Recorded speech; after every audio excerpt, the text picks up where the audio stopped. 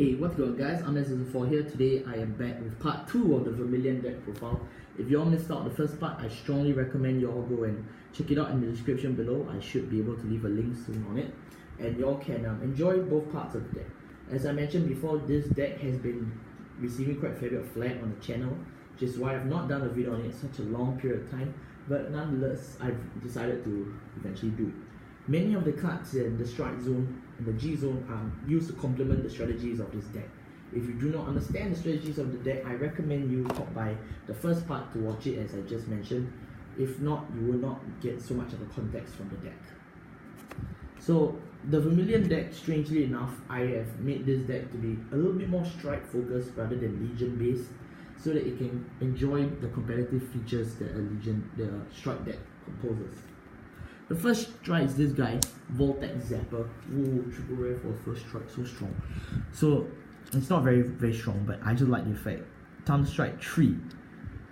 So you may be wondering, how do I acquire Thunderstruck 3 for Vermilion deck? Like I said, you mainly use the starter, but if not, you can utilize the other cards in the deck.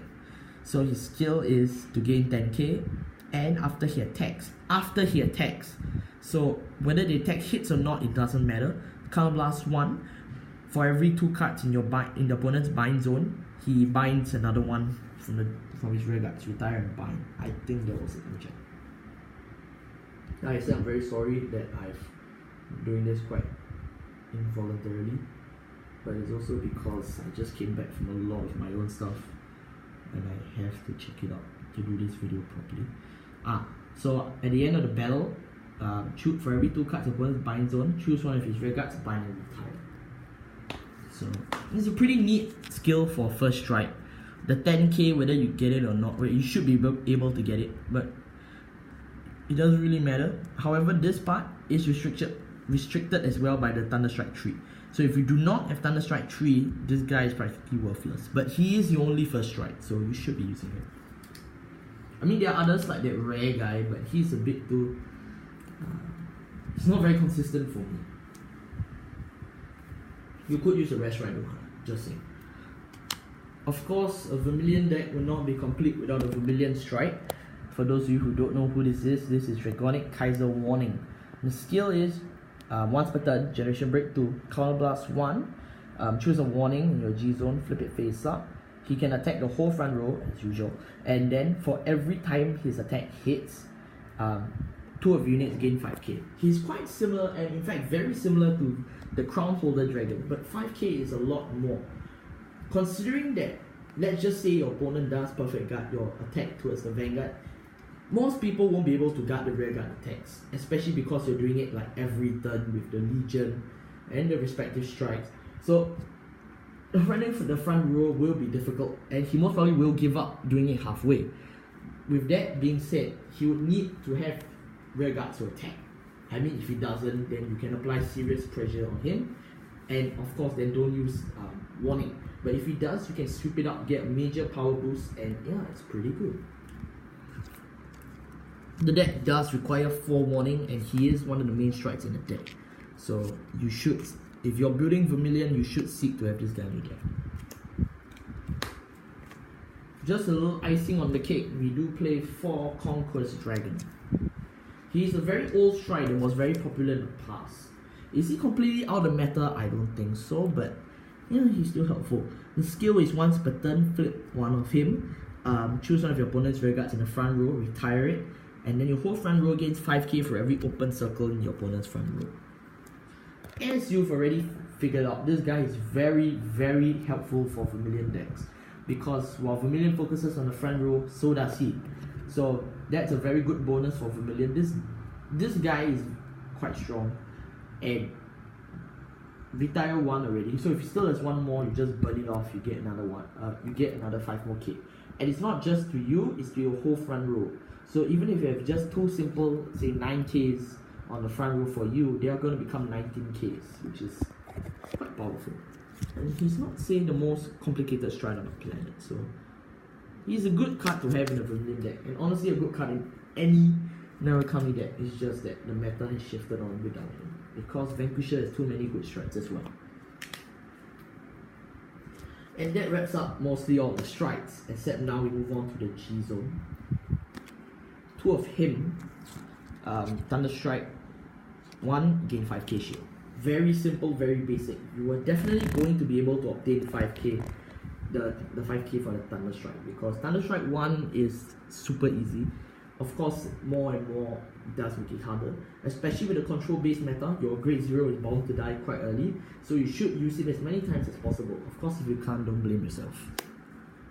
Two of this guy, Concord Dragon, from the GBT 09 set, GBT 09. His skill, Thunderstruck 3, gain 10k shield.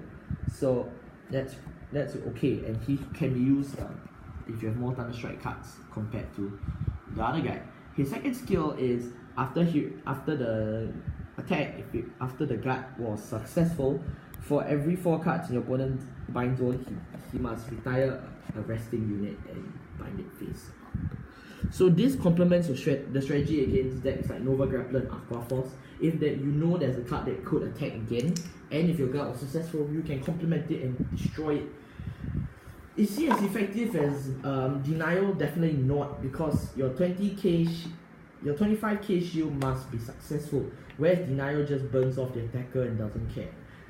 Other strong G guards such as Impede are often quite good, but Impede's weakness is it needs to flip a unit in the G zone. Well, actually, is that a weakness? I don't think that is a weakness, but it could lash back at you because now you lose one more G guard as well. You could play Impede in this deck, I don't see why not, but I think Bulwark is just the safer alternative. Being so heavily strike based, it makes sense to play this guy. The GBA of Narukami, Closer Dragon. Bind the entire drop zone, and then all your units gain 2k for each card in the drop zone. This is an obvious finisher for Narukami, and even if you have, let's just say the game was pretty bad for you and you have absolutely no cards that you bound throughout the entire game, although that's pretty impossible, let's just say you couldn't do it. This guy at no counterblast whatsoever settles the entire problem. All your Thunderstruck abilities go active, your whole board can get major power boost, and decks like Grand Blue are not actually crushed. The problem is though that Grand Blue is, like Night Rose, is more strike based than you. And if you haven't figured what that means, it means that he will probably get his Generation Break 8 before you and finish you with that funny boat thing. Yeah, it's kind of sad, but if you can pull it off, why not? Generation Break 8 in this deck is quite hard to achieve. Honestly, I don't think I've ever achieved that all in the few matches I've played. But it is definitely not impossible. It can happen, and I don't see why not. Now I'm just running through some cards. Okay. So, now to settle other questions in the deck, because this deck is bound to receive many questions. Although I may have answered some of your questions that already come out, I'm going to answer a few more questions that I believe definitely will surface.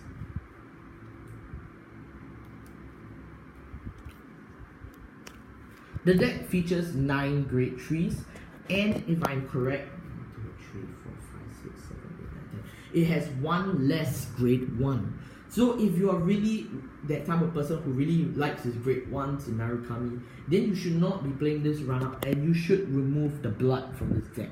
However, because of the Shiranui once in a while, and because now the meta is filled with multi-attackers, I do play the blood to help me defensively. If not, the blood is not a necessity in the deck. The second question is, how often should I rely on the Legion? Let me shift it a bit. How often should I rely on this Legion combo? My answer to you is not only to rely on it if you can't strike. My cover is falling again. So sorry guys. Okay. How often should I rely on the Legion combo? Honestly, it's up to you how many times you want to use it. If you're hoping for a quick game, the Legion combo is definitely no finisher for the deck. The Legion combo is only meant to help you, prolong the game and constantly sweep your opponent's front board at no cost whatsoever. Except it needs to be limit break, means you must receive a bit more damage in order to use it. You should only use the Legion combo if you cannot strike. If not, please strike as soon as you can.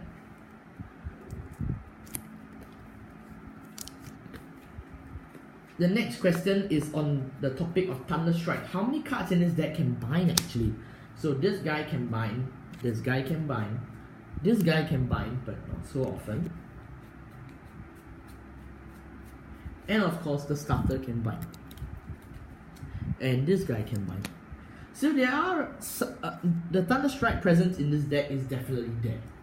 But the quantity that these cards exist in is not so large. So there are times where the Thunderstruck dream may not come true. To that, I say there is not really much of a problem because Thunderstruck is not the main feature of the deck. So now I put all the Thunderstruck cards. So you can see there are 3 of this guy again. 2, 3, 2 and 1. So the Thunderstruck presence is real in the deck. It's not very big and mainly lies within the grade 2s. So if you're unable to bind cards in the deck, it is not a big problem. It's just that some of the features of the G zone will not be applicable for you. For instance, your G guards are practically worthless. Actually, all G guards in Narukami are worthless without this feature. In addition, you won't be able to use, like, say, any of the Thunderstruck abilities. And this guy, especially him, won't be able to serve as devastating as a first strike as Theorize. He is supposed to be able to rack up a 10k power boost and then start binding on a relatively early game scale. And without him, well, it's not very effective. Next question is, after I strike him for first strike, and let's say you want to strike him again, should I or should I not? I don't think so, honestly speaking. The deck has much better strikes that can cope on a much better scale. Warning, for example, helps sweep the front row and give you the power boost. This guy, if your opponent has 1 to no rear guards left, use Conquest, definitely. And of course this guy, you can finish it off. Both Warning and Conquest flip 1 when they strike, so it adds a +2 out of 8 to your Generation Break, to your G zone. This guy should be used at the first strike, and I possibly cannot see any way of this guy actually being thrown twice. The only reason why I play 2 of him in the deck is because why not? I think 1 may not be enough. But personally speaking, you should only strike this guy once, but if you need to strike again, then okay. As mentioned, Warning is used when your opponent has a full field, has a full front row, and you need to sweep. Conquest is used when your opponent has 1 to little rear guards and you can get a power boost from it. This guy can stand to gain a total of 15k to almost a lot of units, considering it hits 3 times, and of course it varies as the amount of times it hits. Whereas Conquest's power boost is a bit more consistent. So be careful when you play this deck. It's all about timing and precision in Narukami, not just Vermilion.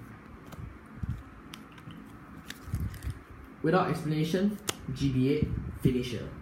That's it. That's all you need to know for this guy. So that wraps up the Dragonic Kaiser Vermilion deck profile. Yes, it has been.